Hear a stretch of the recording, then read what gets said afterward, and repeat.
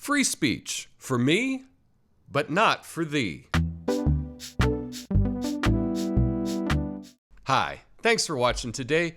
I would like to talk about what's happening currently with the Julian Assange situation and an argument that the U.S. government is making right now.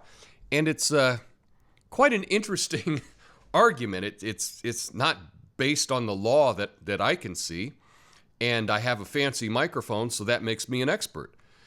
But what they're saying is that freedom of speech only applies to Americans. And if you're not an American, you don't get the First Amendment. It doesn't apply to you. And in this case, they're using it against a foreign journalist who was not in America. And so let's check out the story. So here we are. WikiLeaks editor, U.S. is saying First Amendment doesn't apply to foreigners in Assange case. Now, this is by Caitlin Johnstone, and if you don't know her, she is a fantastic journalist you should be following if you would like, if the truth matters to you. I think she's great, and I'll co-sign most of what she does. So let's get to this article here. WikiLeaks editor-in-chief Kristinn Hrafnsson gave a brief statement to the press after the latest court hearing for Julian Assange's extradition case in London today, saying the Trump administration is arguing that the First Amendment of the United States doesn't provide press freedom protection to foreign nationals like Assange. We've now learned from submissions and affidavits presented by the United States to the court that they do not consider foreign nationals to have First Amendment protection, Hrafnsson said. Now let that sink in for a second, she commented. At the same time that the U.S. government is chasing journalists all over the world, they claim to have extraterritorial reach.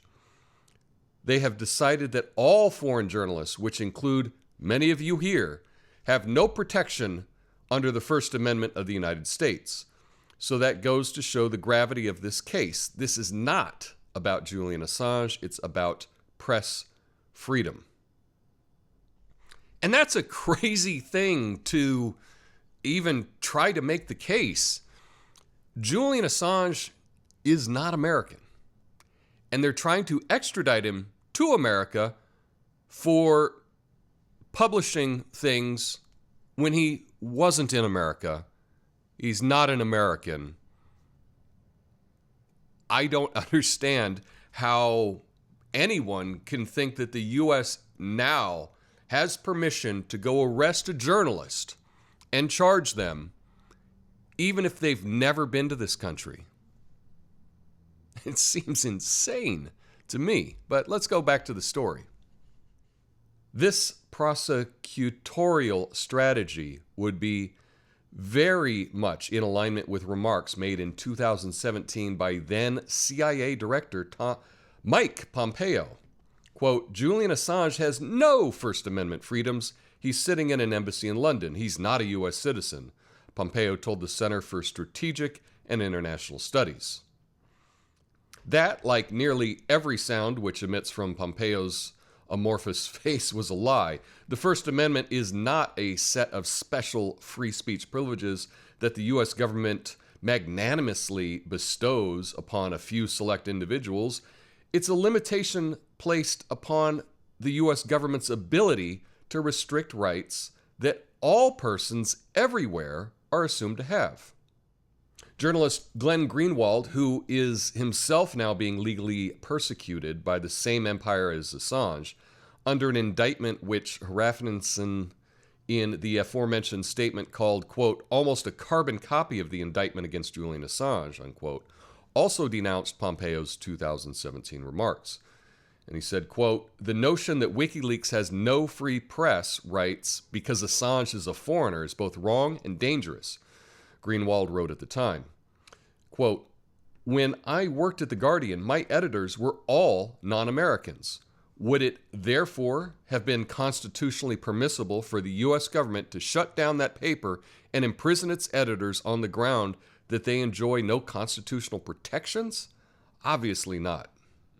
And Caitlin concludes here, so let's be clear here. The Trump administration isn't just working to establish a legal precedent which will demolish press freedoms around the world. It's also working to change how the U.S. Constitution operates on a very fundamental level. And now she gives her 2 cents. Does now seem like a good time to fight against this to you? Because it sure as hell seems like that time to me. And I would agree with Caitlin Johnstone in this case. Now is the time to fight against this. But I just see this as such an overreach that the government is saying that no one but Americans can enjoy the First Amendment freedoms, and they're going to enforce what they want overseas. It doesn't matter where you are in the entire world. The U.S. can bring you here and charge you with things that you didn't even do inside the country. To me, this entire thing just reeks of authoritarianism, and it has to be stopped. But instead, I don't know, what are we concentrating on? I don't know.